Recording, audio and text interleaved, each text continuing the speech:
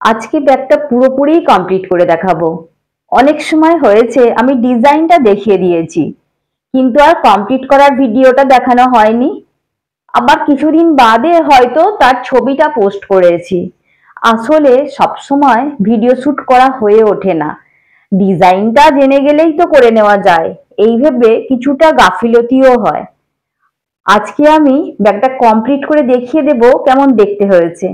ব্যাগের দুটো পার্টের ভিডিও আগেই দিয়ে দিয়েছি, ওখানটা আর আমি এখানে রিপিট করছি না। এবার দুটো পার্টের সঙ্গে তিনটে রাউন্ড আমি গেঁথে নিয়েছি, আর এই দুটো পার্টকে এবার জুড়ে দেব। রাউন্ডগুলো দেওয়ার পর কেমন দেখতে হয়েছে সেটা একটু দেখে নিন। এই ফর্মুলার ব্যাগের এই মজাটা রয়েছে, ব্যাগের ডিজাইনটা তো সুন্দর লাগেই, ব্যাগের যে সাইডের অংশটা জুড়বেন সেটাও ভীষণ সুন্দর। ওই যে পুঁতির খরচ একটু বেশি, যেমন চিনি দেবেন তেমন মিষ্টি হবে। এখানে ৮ নম্বর পুঁতিতে কাজটা করা আছে। এই সাইডের অংশটুকু যে জুড়েছি এটাও ৮ নম্বর পুঁতিতে আছে, আর 40 mm সুতো নিয়েই কাজটা করেছি। কাজের নিয়মটা তো একই আছে, শুধুমাত্র ৬টা ভাগে ৬টা যে ১ কমন ২ এর পুঁতির কাজ হয়েছে সেগুলোকে আমি অফ করে ১ কমন ১ এর পুঁতি করে দিয়েছি, তাহলেই এই রাউন্ডটা কমপ্লিট হয়ে গেছে। ব্যাগের দুটি পার্টকে আমি এখানে জুড়ে নিয়েছি। দুটি পার্ট জোড়ার অনেক ভিডিও রয়েছে আমার চ্যানেলে, আমি ডেসক্রিপশন বক্সে তার লিংক শেয়ার করে দেব, সেখান থেকেও দেখে নিতে পারবেন। প্রত্যেকটা ব্যাগের ক্ষেত্রে সব নিয়ম হুবহু দেখিয়ে দেওয়া সম্ভব হয়ে ওঠে না, এক্ষেত্রেও হয়নি। তবে বেশ কয়েকটা ভিডিও ফলো করলেই আপনি নিয়মটা বুঝে যাবেন। এক্সট্রা কোনো পুঁতি লাগে না দুটো পার্টকে জোড়ার জন্য, শুধু সুতোটা ঘুরিয়ে নিলেই হয়ে যায়। আজকে আমি এর মধ্যে কাপড় জুড়ে দেখিয়ে দেব ব্যাগটা কতটা সুন্দর দেখতে লাগছে। আর ব্যাগের মধ্যে স্পেস যথেষ্ট রয়েছে, কারণ ৬টা রাউন্ড আছে এখানে। তবে কেউ চাইলে দুটো রাউন্ডেও করতে পারে, একটা রাউন্ডেও করতে পারে, সেক্ষেত্রে ব্যাগের মধ্যে স্পেস অনেকটা কম হবে। রাউন্ড শেপ ব্যাগের ক্ষেত্রে এটা একটা সুবিধা, মাঝের অংশটা অনেকটা বেশি চওড়া করে নিলে ব্যাগটা অনেক বেশি সুন্দর দেখতে লাগে, আবার ব্যাগটা বেশি বড়ও লাগে না।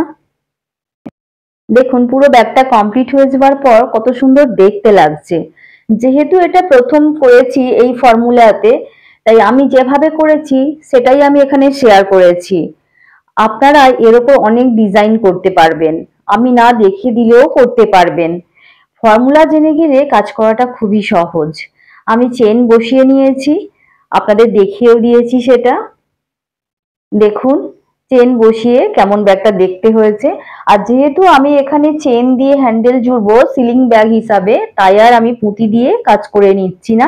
ব্যাগের সাইজ অনেকটা বড় রয়েছে, পুঁতি দিয়ে করলে একটু অসুবিধা হতে পারে, তাই আর পুঁতি দিইনি এখানে, সেটাও আপনাদের দেখিয়ে দেব। ব্যাগের এই মাঝের অংশটা দেখলেই মন ভরে যাবে।